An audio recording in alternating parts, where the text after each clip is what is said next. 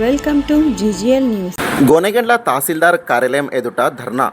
అతివృష్టి అనావృష్టితో ఖరీఫ్ సీజన్లో కురిసిన భారీ వర్షాలకు జిల్లా వ్యాప్తంగా అన్ని మండలాల్లో చేతికొచ్చిన పంటలు కోల్పోయారని, పంట నష్టపోయిన రైతులందరికీ ప్రభుత్వం వెంటనే స్పందించి ఎకరాకు 50,000 చొప్పున నష్టపరిహారం చెల్లించాలని డిమాండ్ చేస్తూ సోమవారం గోనెగండ్ల తహసీల్దార్ కార్యాలయం ఎదుట సిపిఐ రైతు సంఘం ఆధ్వర్యంలో ధర్నా చేపట్టారు.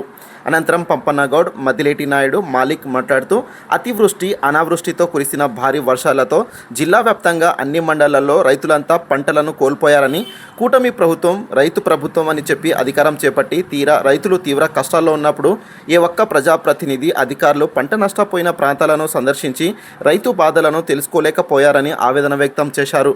ఇప్పటికైనా కూటమి ప్రభుత్వం స్పందించి రైతులందరికీ ఎకరాకు 50,000 చొప్పున ఆర్థిక సహాయం చేయాలని వారు ప్రభుత్వాన్ని డిమాండ్ చేశారు. ముఖ్యంగా మరి కూటమి ప్రభుత్వం ఎన్నికల ముందు హామీ ఇచ్చింది. ఎప్పుడైతే మరి రైతులకు పక్షాన ఉంటాం, రైతుల ప్రభుత్వం అని చెప్పుకుంటుంది. కాబట్టి ఈరోజు మేము అదే అడుగుతా ఉన్నాం.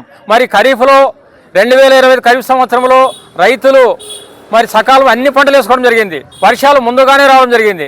కానీ దురదృష్టవశాత్తు మరి ఆగస్టు నెల నుండి చివరి నుండి సెప్టెంబర్ అల్లా రోజు మరి వర్షాలు ఎక్కువై మరి ఖరీఫ్లో వేసుకున్న పంటలన్నీ ప్రతి మిరప, ఆముదము, కంది మరి అన్ని పంటలు కూడా, రాగి, సజ్జ అన్ని పంటలు కూడా మరి ఈరోజు మరి పొలాల్లో నీళ్ళాగి ఆ పంట కుళ్ళిపోయి పూర్తిగా నష్టపోవడం జరిగింది రైతులు. అందుకే రైతులు మరి ప్రైవేటు దగ్గర అప్పులు తెచ్చి, బ్యాంకుల దగ్గర అప్పులు చేసుకొని మరి పెట్టుబడి ఖర్చులు భారమై మరి ఈరోజు రైతులు ఎదురు చూస్తూ ఉన్నారు. మరి ఈరోజు కూటమి ప్రభుత్వం ఏమీ చేయడంలే. మరి ఆ రోజు రైతుల ప్రభుత్వం అన్నారు, రైతుల పక్షాన ఉంటామన్నారు. మరి ఈరోజు ఎక్కడ కూడా ఇంత నష్టం జరిగినా ఎక్కడ కూడా ప్రభుత్వ అధికారికంగానే ఎక్కడ కూడా పంటలు పరిశీలించలేదు, రైతులు పట్టించుకుని పాపన పోలేదు. అందుకే ఇప్పటికైనా మరి కూటమి ప్రభుత్వం స్పందించి మరి క్షేత్రస్థాయిలో మరి గ్రామాల్లో మరి పర్యటించి పంట పొలాలను పరిశీలించి రైతులను ఆదుకోవాలని చెప్పి కోరుతా ఉన్నాం. అదేవిధంగా మరి ఈ ఖరీఫ్లో వేసుకున్న మరి పంటలు నష్టపోవడం కాబట్టి రైతులు అప్పులు కట్టుకోలేరు. కాబట్టి రైతులు తీసుకున్న బ్యాంకు రుణాలన్నీ మాఫీ చేయాలని, అది సొసైటీ కావచ్చు, ఎక్కడైనా కావచ్చు, ఈ రకంగా పంట రుణం మాఫీ చేయాలి.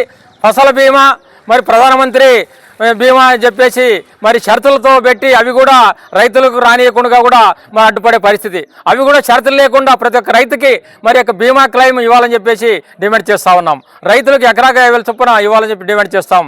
లేని పక్షంలో మరి సిపిఐ పార్టీ అంతర్జాతీయ భవిష్యత్తులో ఉద్యమాలు చేపడతామని చెప్పి ఈ యొక్క కూటమి ప్రభుత్వానికి హెచ్చరిస్తా ఉన్నాం. నా పేరు పి పంపన కూడా అంతర్జాతీయ సంఘం జిల్లా కార్యదర్శి, కర్నూలు.